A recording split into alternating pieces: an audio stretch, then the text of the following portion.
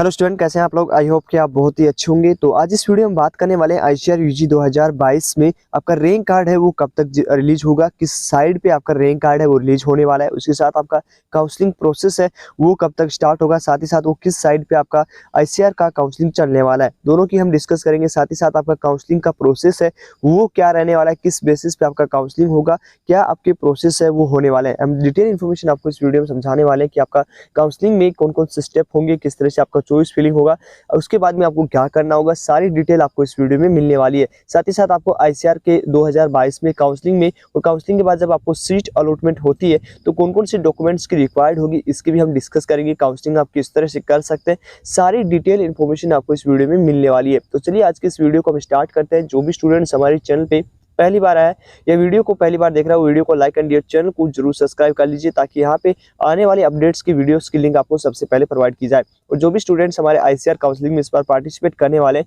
तो उसको WhatsApp link नीचे डिस्क्रिप्शन में दिया है जिसमें आप ज्वाइन हो सकते हो, जहाँ पे आपको फ्री गाइडलाइंस दी जाती है। साथ ही साथ जो स्टूडेंट पेड काउंसलिंग करवाना चाहते हैं वो स्क्रीन पे चल रहे नंबर से कॉन्टेक्ट कर सकते हैं। सिर्फ वही स्टूडेंट कॉन्टेक्ट करें जिनको काउंसलिंग करवाना हो। तो चलिए आगे इस वीडियो में आगे बढ़ते हैं। सबसे पहले हम बात करें आईसीआर का फाइनल रैंक कार्ड है वो कब तक रिलीज होगा, क्योंकि सारे स्टूडेंट्स इस टॉपिक पे जो है इस आईसीआर का रैंक कार्ड का जो है वेट कर रहे हैं। काउंसलिंग प्रोसेस है वो जल्दी से जल्दी वो क्या है कि वेट कर रहे हैं कि आईसीआर का काउंसलिंग जल्दी से जल्दी हो।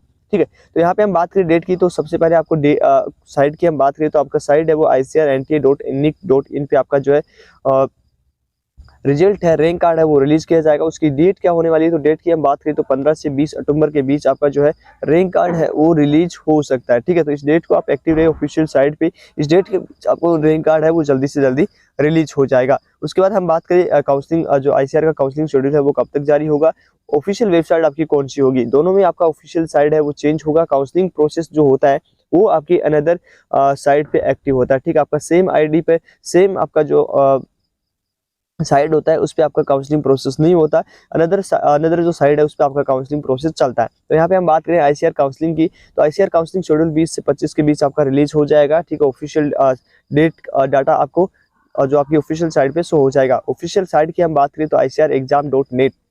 ठीक है, तो इस ऑफिशियल साइट पे आपका काउंसलिंग प्रोसेस जारी होगा। लास्ट हम बात करें आपका रैंक कार्ड आएगा ICAR.NTA.nic.in पे और आपका काउंसलिंग प्रोसेस स्टार्ट होगा ICAR.exam.net पे। ठीक है, तो ये दोनों आपको समझ में आ गया होगा, दोनों अलग अलग आपका ऑफिशियल साइट पे आपका प्रोसेस चलने वाला है। ठीक है, तो ये भी आपको क्लियर हो चुका है। अब हम बात करें आपका कौन कौन से जो आपकी चॉइस फिलिंग आपका काउंसलिंग प्रोसेस होगा उसमें आपका कैसे क्या होने वाला है, क्या प्रोसेस आगे की चलने वाली है, तो इसकी भी हम एक बार बात कर लेते हैं। तो यहाँ पे आप देख सकते हो जो काउंसलिंग की जो प्रोसेस है यहाँ पे वो इस तरह से आपका पहले रजिस्ट्रेशन करना होगा, उसके बाद रजिस्ट्रेशन फीस आपको पे करनी होगी, चॉइस फिलिंग आपको करनी होगी। जिस तरह से आपका परफेक्ट चॉइस फिलिंग होगा उसके बाद सीट अलॉटमेंट होगी।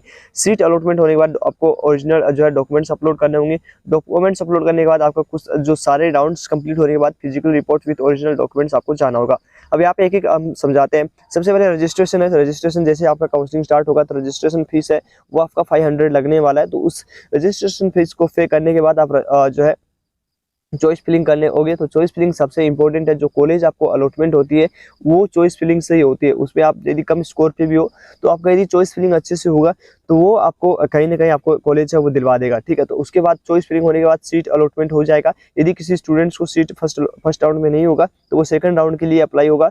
अपने उसमें काउंसलिंग की बात करें तो यहाँ पे आपका फर्स्ट सेकंड थर्ड राउंड में आप एक ही बार चॉइस फिलिंग कर सकते हो, तो अच्छे से अपना चॉइस फिलिंग करें। ठीक है, उसके बाद आप चॉइस फिलिंग नहीं कर सकते हो, सीधा आप मॉपअप राउंड में फिर से आपका काउंसलिंग होगा, उसमें आप चॉइस फिलिंग कर सकते हो। ठीक है, अब यहाँ पे सीट अलॉटमेंट की बात करें तो आपको यदि अच्छे से आपका काउंसलिंग प्रोसेस होगा तो आपको कहीं ना कहीं सीट अलॉटमेंट होगी, तो सीट अलॉटमेंट लेटर भी आपके पास जो है वो पहुंच जाएगा। अब उसके बाद हम बात करें आपका डॉक्यूमेंट्स अपलोड होगा। डॉक्यूमेंट्स अपलोड जो है ओरिजिनल डॉक्यूमेंट्स आपके होंगे।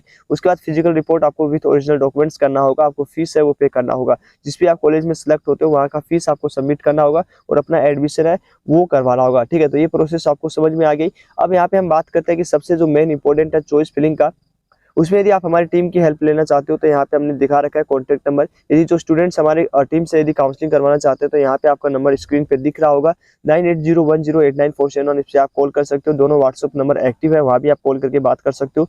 यहाँ पे आपका 2 चार्ज रखा गया है, 300 रुपीज़ आपका ओनली चॉइस फिलिंग के लिए और 499 मतलब 500 रुपीज़ है वो आपका कंप्लीट काउंसलिंग प्रोसेस के लिए। आपका जो है जब तक आपको काउंसलिंग से लेकर कॉलेज अलॉट नहीं हो जाती तब तक आपका 500 चार्ज रखा गया है। ठीक है, तो जो भी स्टूडेंट जिस सब्सक्रिप्शन को लेना चाहता है वो ले सकता है और कॉन्टैक्ट नंबर आपको स्क्रीन पे चल रहे होंगे, यहाँ से आप कॉन्टैक्ट कर सकते हो। तो चलिए आपको समझ में आ गया होगा। बात करते हैं डॉक्यूमेंट्स आपका कौन कौन सा चाहिए होगा। इस चीज़ को आप आराम से देख लीजिए कि कौन कौन सा डॉक्यूमेंट्स है वो आपको रिक्वायर्ड होगी, क्योंकि डॉक्यूमेंट्स आपके लिए बहुत इंपॉर्टेंट है।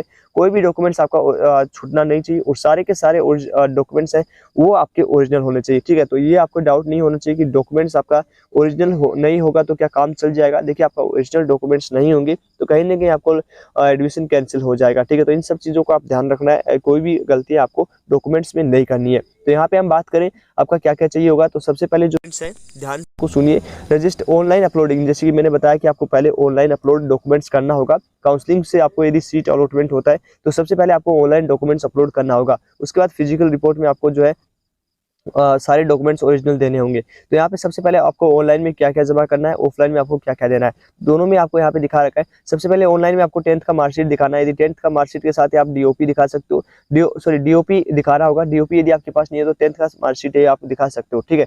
तो ये आपको क्लियर हो चुका होगा कि डेट ऑफ बर्थ आपके पास है, सर्टिफिकेट है तो आप वो शो कर सकते हो। यदि नहीं है तो आपको 10th का मार्कशीट है वो भी यूज कर सकते हो।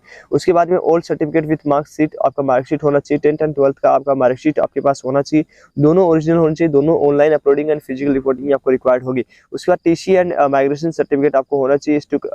स्कूल लिविंग सर्टिफिकेट, आप कैरेक्टर सर्टिफिकेट दोनों आपके पास होना चाहिए, ठीक है। उसी के साथ साथ आपके पास माइग्रेशन सर्टिफिकेट होना चाहिए।